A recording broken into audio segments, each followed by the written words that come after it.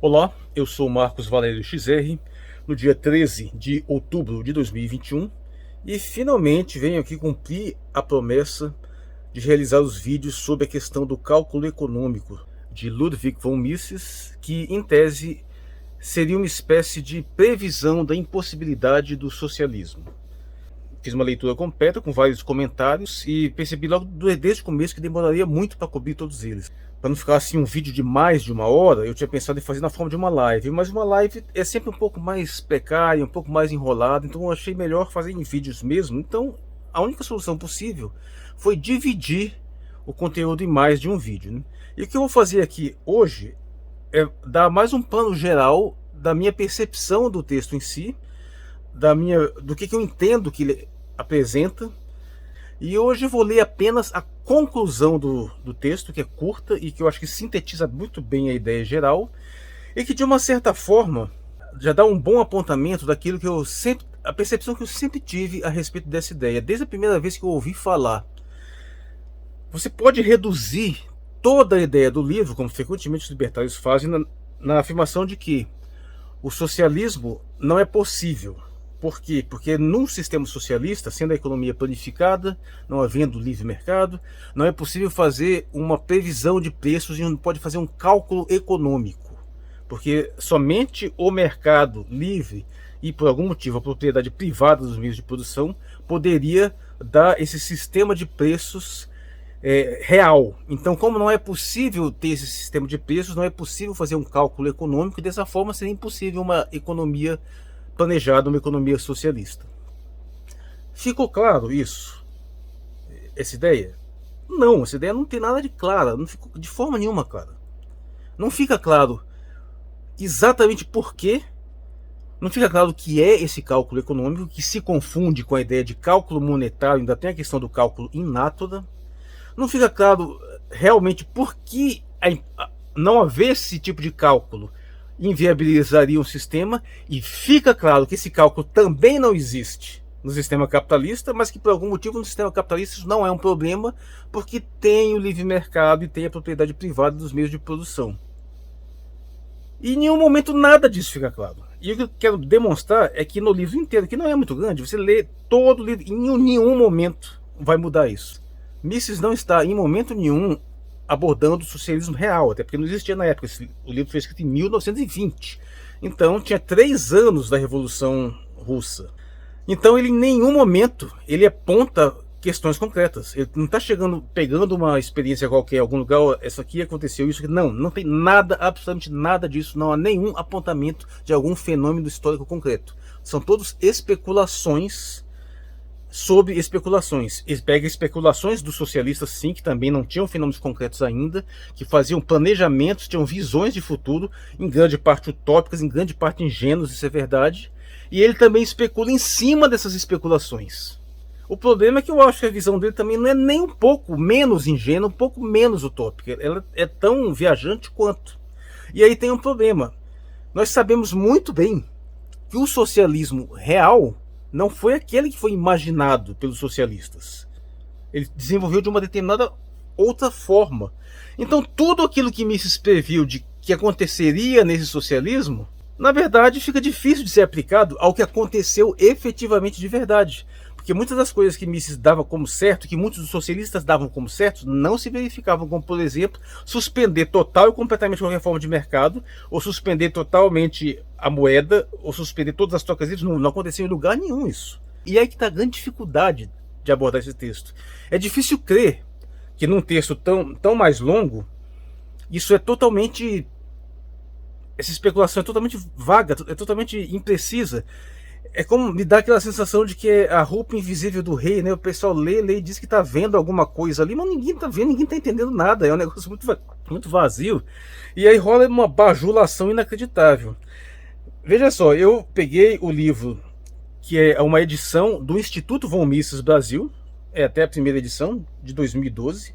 Ela é gratuita, vamos louvar isso, eles têm essa visão de fazer o material e distribuir gratuitamente. A tradução, eu sinto alguns problemas nela, até comprando com o original, mas não são nada graves, dá para passar por cima, tem algumas coisas assim meio complicadas, mas não chega a ser um problema. É uma tradução do Leandro Augusto Gomes Roque.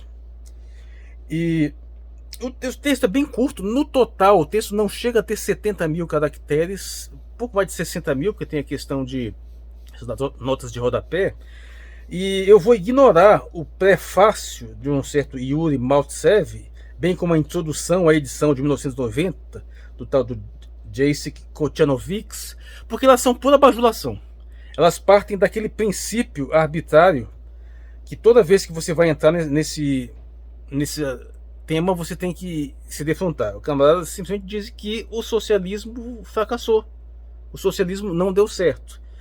E eu consigo dizer, isso é absolutamente falso, porque a não ser que você negue as experiências socialistas reais, fica muito difícil você dizer que 70 anos de União Soviética, onde houve um notório, um evidente, um inequívoco desenvolvimento científico, especialmente militar, aeroespacial e econômico, que é impossível sem desenvolvimento econômico, aí diz que isso não deu certo. Tá, deu 70 anos, desandou. Mas a experiência chinesa está aí, a não ser que você negue que ela é socialista.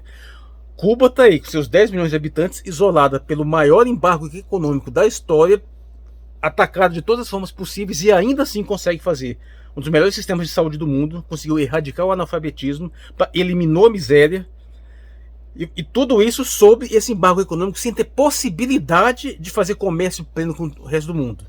A Coreia do Norte está aí, sob um isolamento brutal, depois de sofrer uma guerra genocida que matou 3 milhões de seus habitantes. E para quem não sabe da história, o desenvolvimento norte-coreano era superior ao sul-coreano até que os Estados Unidos decidiram intervir, aumentar os embargos, aumentar a pressão. E qualquer um que estude a história sabe que não é essa propaganda bizarra que se faz por aí. Então, nesse sentido, o Vietnã está aí.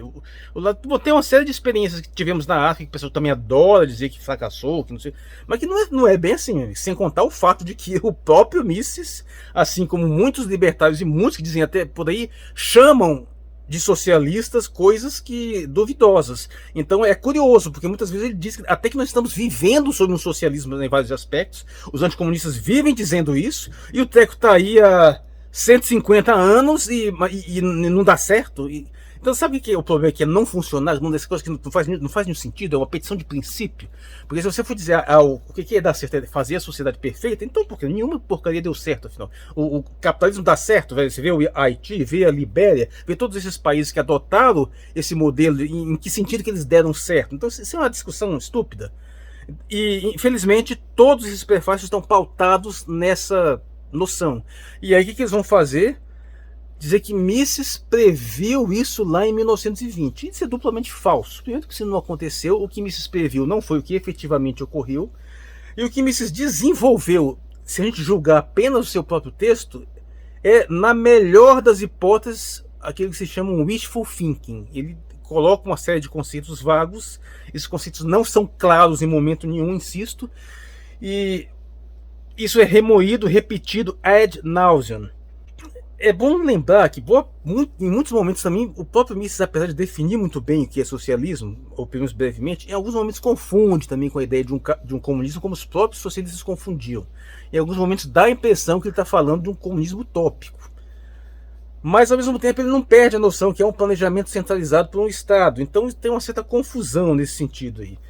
Tudo é baseado nessa ideia crucial de que é imprescindível haver um cálculo econômico para prever uma precificação, é a contabilidade econômica de alocar recursos, mas não fica claro que raio que é esse cálculo econômico, não fica claro a distinção com o cálculo monetário, que ele critica muito, e nem é explorada a questão do cálculo inato. Ele aborda a teoria do valor-trabalho marxista, que é uma teoria que eu também acho que tem vários problemas, mas nem ela é explicada direito. Tem algumas citações de autores também especulativos, mas tudo fica no plano muito das ideias. Ele tem uma noção positivista ingênua de ciência econômica, como se a ciência tivesse aquela objetividade das ciências naturais, que já mostrei diversas vezes que não tem. A economia é uma ciência humana, ela não tem essa capacidade de previsão tão avançada como tem as ciências naturais. Tem alguma, mas frequentemente erra, os planos econômicos erram, os melhores economistas erram, então não tem essa precisão, não tem essa objetividade, ele é extremamente complexo, e eu falo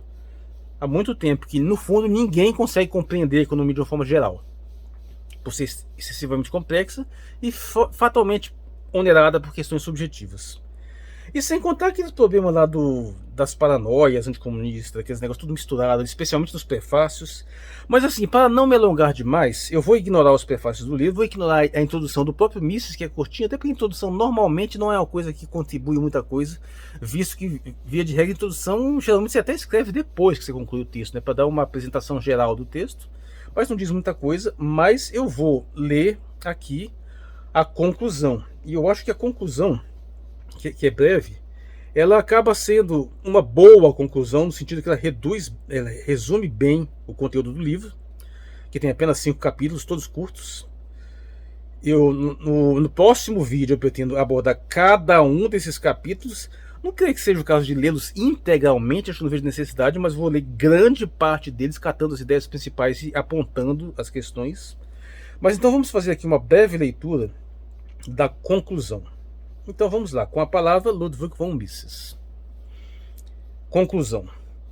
Os defensores de um sistema socialista de produção alegam preferência por tal sistema em decorrência de sua suposta maior racionalidade em relação a uma economia constituída de forma a depender da propriedade privada dos meios de produção. É um pouco confuso, mas é isso. Está dizendo que os socialistas preferem o sistema porque ele é mais racional, ele permite um maior planejamento do que aquele sistema que depende da propriedade privada, que é o capitalismo. Beleza. Dentro do arcabouço do presente ensaio, não é necessário levar em consideração essa opinião, uma vez que ela recai na afirmação de que a atividade econômica racional necessariamente não pode ser perfeita, pois existem determinadas forças que impedem tal consumação. Isso é uma recorrência no texto, porque ele está sempre dando justificativas para abordar apenas determinados elementos e ignorar outros. Em geral, os elementos preferencialmente especulativos. E tem boas razões para isso. Mas apenas sacramenta de forma clara aquilo que eu digo. Não se trata de uma análise objetiva de fatos concretos. Se trata de uma análise das especulações da época. Então são especulações sobre especulações. Especulações ingênuas e especulações tão ingênuas quanto sobre essas especulações. Seguindo. Consequentemente, devemos nos concentrar apenas nas razões técnicas e econômicas dessa opinião. Os seguidores desta doutrina possuem uma confusa concepção de racionalidade técnica, a qual é vista como a antítese da racionalidade econômica, sobre a qual eles também não são muito claros. E eu acho tudo isso que se aplica ao próprio Mises, mas perfeito. Ele tem razão em relação aos outros, só que ele deixa de apontar que isso também se aplica a ele. Eles têm o hábito de ignorar o fato de que toda a racionalidade técnica da produção é idêntica a um baixo nível de gastos específicos do processo de produção. Eles ignoram o fato de que o cálculo técnico não é suficiente para descobrir o grau de conveniência geral e teleológica de um evento, que ele só pode qualificar eventos individuais de acordo com a significância destes, mas que ele jamais pode nos guiar naqueles julgamentos que são exigidos pelo sistema econômico como um todo. É somente em decorrência do fato de que considerações técnicas podem ser baseadas na lucratividade que podemos superar a dificuldade que surge da complexidade das relações entre, de um lado, o poderoso sistema de produção vigente e, do outro, a demanda e a eficiência de empresas e unidades econômicas. Da mesma forma, é somente por causa de considerações técnicas para com a lucratividade que podemos obter o retrato completo da situação em sua totalidade, algo essencial para uma atividade econômica racional. Esse foi o primeiro parágrafo da conclusão. Pergunto. O texto está aqui, você pode ir lá ler. Tá claro isso? Explicou alguma coisa aí? Pois é, o texto inteiro é assim. Seguindo. As teorias socialistas são dominadas por uma confusa concepção quanto à primazia do valor objetivo. Com efeito, no que tange à administração da economia, o valor objetivo irá adquirir significância para a economia somente por meio da influência que ele deriva do valor subjetivo, o qual determina as relações de trocas de bens econômicos. Uma segunda ideia confusa é inexplicavelmente incluída nessa primeira. A oposição entre o juízo de valor pessoal que um observador faz em relação à utilidade de determinados bens e o juízo de valor que todas as outras pessoas que participam nas transações econômicas também fazem desses bens. Se um indivíduo considera irracional gastar muito dinheiro com cigarros, bebidas e prazeres similares, então, sem dúvida, ele está certo do ponto de vista de sua própria escala pessoal de valores. Porém, ao fazer tal julgamento, ele está ignorando o fato de que a economia é apenas um meio e que, quaisquer que sejam suas considerações racionais que influenciam seu padrão de preferências, a escala de fins supremos é uma questão de conação, tendência consciente para atuar, e não de cognição. Aqui pode até não estar muito claro, mas dá para extrair alguns elementos interessantes. Sim, grande parte da abordagem de Mises propõe uma espécie de inversão de sentido, de objetividade e subjetividade com relação ao valor. Lembrando que a ideia de valor em Mises também não é muito clara. Tudo bem, é um pouco confusa em Marx também.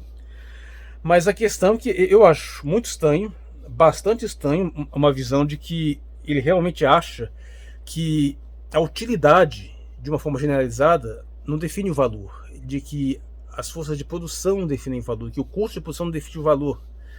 De uma certa forma, só quem define valor para o Mises é o mercado, é a subjetividade intrínseca do mercado. O que é bastante estranho, porque, veja bem, o custo de produção de algo é bastante claro, é bastante material, bastante direto. Você gastou uma quantidade de material, gastou uma quantidade de tempo, de trabalho, então você consegue, é muito claro que você consegue estabelecer um valor mínimo para o seu custo de produção, além do qual, ou aquém do qual, não faz sentido você sequer produzir aquele bem.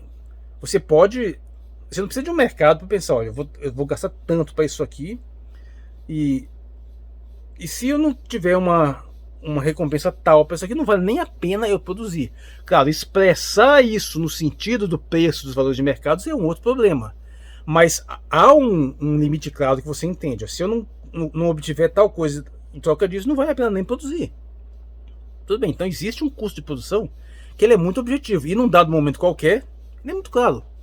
Você tem uma certa objetividade. Também existe uma certa objetividade do valor de uso. Ele cita, aí ele insiste bastante nesse ponto de cigarro, de bebida, de entretenimento, e dá pouquíssima atenção justamente àqueles itens cuja objetividade é muito mais profunda. Ora, é possível sim fazer uma quantificação clara de quanto que você consome em termos de alimentares, e quanto que você precisa, e do quanto que aquilo ali é importante para você. E existem, claro, outros elementos a mais. O que eu estou deixando, acho que é bem claro, é que a produção, o custo de produção é bastante caro. No tanto que ele vai determinar um preço, pelo menos a sua necessidade de cobrar um determinado preço. O valor de uso é bastante claro. Agora sim, a concorrência de mercado vai influenciar nesse preço. E aí você vai poder ver se isso se vai ser viável você se manter naquela atividade ou não. Então isso vai influenciar. Mas você nota que Mises determina como objetivo e como real justamente esse elemento final, que é essa flutuação imprevisível de preços. Aí você começa a entender o que será que ele está dizendo. Está dizendo que, como num sistema socialista, em tese, não teria esse mercado livre para determinar essa precificação, ele te impediria de prever como que você daria o preço do seu custo de produção ou dos seus produtos em si. E em tese, isso que inviabilizaria. A questão é que esse sistema que permite essa precificação, ele não desaparece em sentido nenhum no socialismo. Inclusive, a maior parte das objeções que foram feitas a Mises se baseou nisso. Mas eu prefiro levar a minha objeção no outro sentido. É que no sistema capitalista isso também não é claro. Esses preços também não são evidentes, eles são flutuantes, eles são confusos. Ele parece pressupor que o sistema capitalista funciona com perfeição, como se ninguém quebrasse, como se não tivesse falência, não tivesse desemprego, não tivesse crise, não tivesse guerra. Então é aquele ponto. Por que esse sistema que vive tendo crises, que vive demandando impactos sociais violentos, que frequentemente precisa de guerras para se manter funcionando, que precisa de uma massiva exclusão social, que precisa sustentar uma pobreza deliberada, uma mão de obra barata, precarizada, gente morrendo na linha de produção, para sustentar uma panelinha rica. Por que esse sistema funciona, meu Deus do céu? Em que sentido que esse sistema funciona? Se, inclusive, é com crises cíclicas constantes. É que tá a petição de princípio. Você simplesmente pega uma situação lá que tem um monte de problemas, ignora os problemas e diz: isso aqui tá bom. Aí você tem uma situação que também tem outros problemas, e esses problemas dessa situação todos são prova de que ele não funciona. São dois critérios, dois pesos, duas medidas.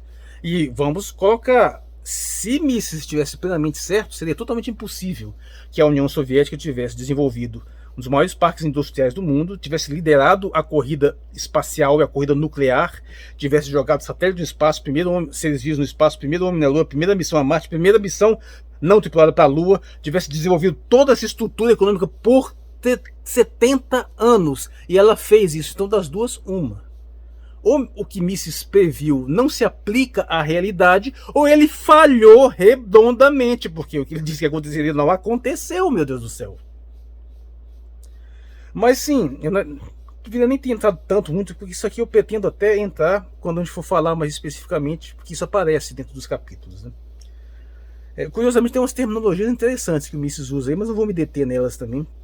O que é bom deixar muito claro é que ele está totalmente preso naquela visão, que a questão, de repente, não é nem tanto de uma visão econômica, é uma visão psicológica. O Mises tem, a meu ver, uma concepção falha de ser humano, de concepção de natureza humana. Isso aí perpassa todos os livros dele. Mas vamos passar para o último parágrafo da conclusão. Vamos lá. O fato de que a atividade econômica racional é impossível em uma sociedade socialista não pode, obviamente, ser utilizado como um argumento a favor ou contra o socialismo. Vamos ver, ó, esse que ele coloca: o fato de que a atividade econômica racional é impossível em uma sociedade socialista, está na conclusão. Então isso deve ter sido demonstrado. Não, isso não foi demonstrado em momento nenhum, mas tudo bem. Vamos lá. Aquele que está disposto a adotar o socialismo por questões éticas e que sabe que a oferta de bens de consumo para os seres humanos sob um sistema de propriedade comum dos meios de produção será reduzida, ou aquele que é guiado por ideais ascéticos em seu desejo pelo socialismo, não irá deixar seus esforços serem influenciados por tudo o que foi dito nesse ensaio. Menos ainda serão influenciados aqueles socialistas culturais que, como Merkel, esperam que o socialismo primariamente efetue a dissolução da mais assustadora de todas as barbáries, a racionalidade capitalista. Porém, aquele que espera que o socialismo traga um sistema econômico racional será forçado a reexaminar suas noções. Acabou a conclusão. Como eu digo, essa conclusão é boa porque resume bem o texto, e se você achou que aqui não ficou nada claro, isso acontece no texto inteiro, durante os 5 capítulos que eu vou examinar mais detalhadamente no próximo texto, e espero que o trabalho que me deu para ler e comentar essa conclusão já te faça entender por que raios que esse vídeo sobre todos os capítulos vai ficar gigantesco. Tanto que provavelmente vou ter que dividi-los.